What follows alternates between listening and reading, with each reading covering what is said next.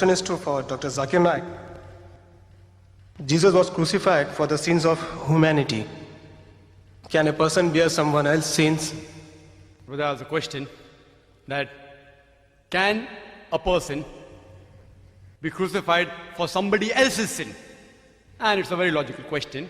Part of it I had covered in the rebuttal, and I proved from the Bible that according to the Bible, the book of Ezekiel, chapter number 18, verse number 20 and 21, says that the soul that sinneth it shall die. But if he turns away from the sin and does righteous deed, he shall not die. And neither can the Son bear the iniquity of the Father, neither the Father can bear the iniquity of the Son. Means I cannot be held responsible for my father's sin, neither can my father be held responsible for my sin. A similar message is given in the Quran in several places.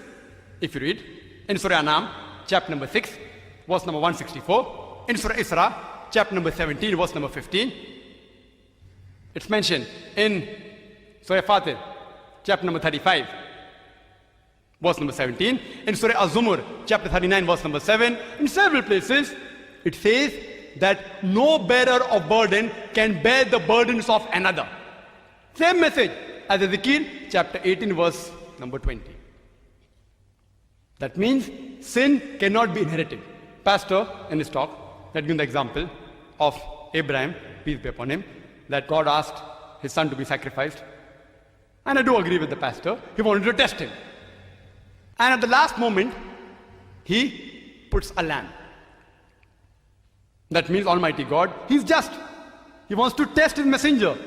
But while testing, He does not want to harm the messenger. He cannot see that the messenger's son dies while testing. And imagine, now we have that the messenger Jesus, peace be upon him, himself is put on the cross for somebody else's sin. It goes against Ezekiel, chapter number 18, verse number 20. Sin is not inherited. If Adam, peace be upon him, committed sin, I will not be responsible for the sin he has committed. And, like an example if I give you, there's a master, a rich person, he has many servants.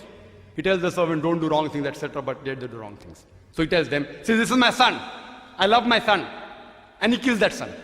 And then he says, all you servants who used to rob, who used to cheat, now just believe that I killed my son for your robbing and I will give you salvation, I'll give you wages. Does it sound logical? The servants rob, they cheat, they cause loss to the master. Master says, don't worry, here's my son, I kill him.